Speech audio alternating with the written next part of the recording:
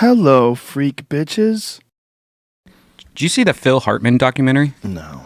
That was interesting. I didn't know a lot of it. Yeah. They really, you're in it a little bit. I didn't know a lot of things. One thing I didn't know is how they gave you a part in the show where it was supposed to be Phil's character writing you or something like that, like a will or something, and they gave it to each person of the cast, and they didn't let you read it beforehand, so that when you were reading it in the show, it was actually your first time reading like this letter that was supposed to be from Phil. Yeah. And I didn't know that. That was amazing. Yeah.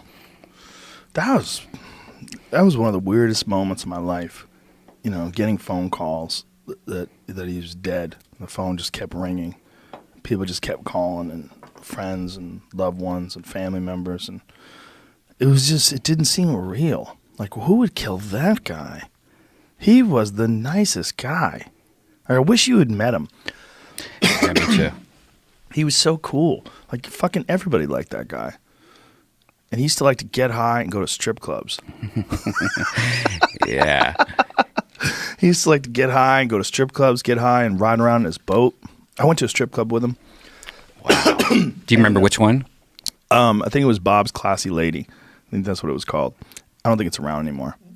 But he had an appreciation for these young ladies that was like, it was almost childlike, but it wasn't creepy. He was like, God, you're beautiful.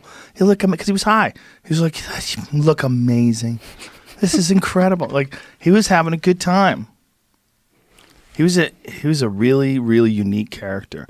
I remember there was a guy who was, some guy was blackmailing him, and some guy had filmed him at a strip club with his wife, and his wife was getting a lap dance, and he was getting a lap dance too. And the guy was like, he wrote some really creepy letter saying that this was going to violate the policies, because, you know, Phil had endorsements and commercial deals, and he was doing movies and stuff like that. He was just blowing up. Got a Ferrari, you know, he was blowing up. And this guy had went to his house and nailed this VHS tape in an envelope to his garage door. And I was with him on a phone call. So Phil's like, I'm going to talk to him right now. I'm going to come in my room.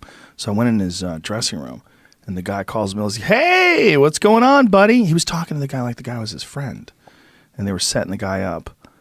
And, you know, Phil was going to give him, like, I forget what the money was, tens of thousands of dollars. Meet me at this place, and I'll meet you there.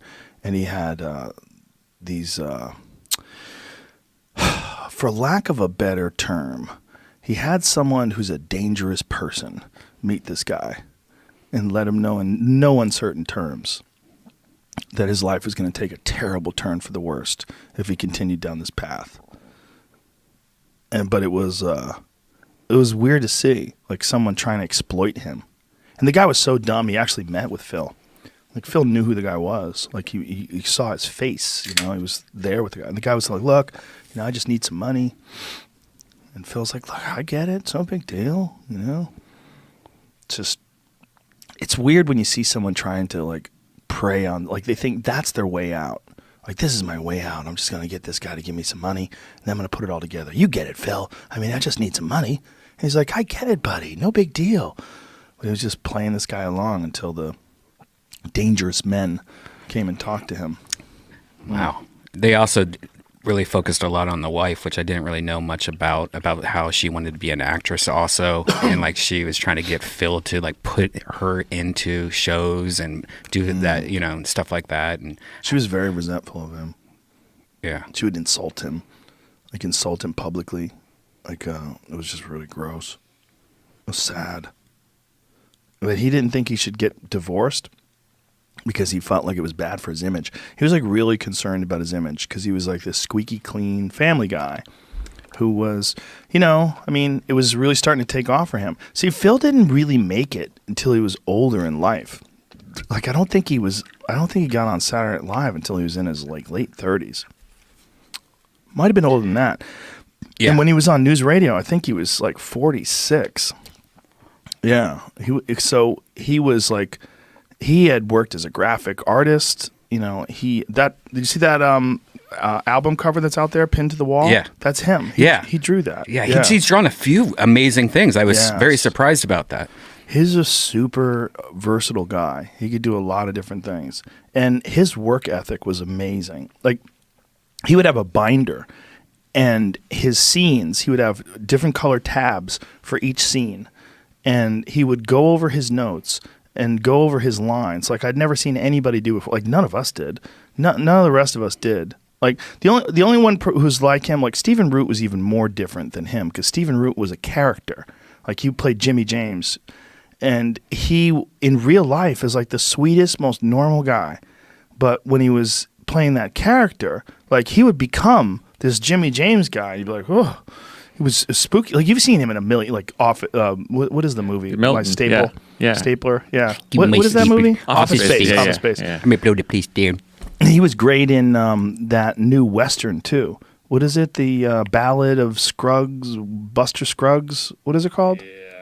It's a Coen Brothers thing, right? Isn't it? Yeah. It's really weird. Have you seen that? No, I haven't seen it. It's very weird. It's very weird. It's really good, but it's like, whoa, all right. It's just weird, you know? But Stephen Root is in it. It's amazing. He's just a real actor, you know? Amazing.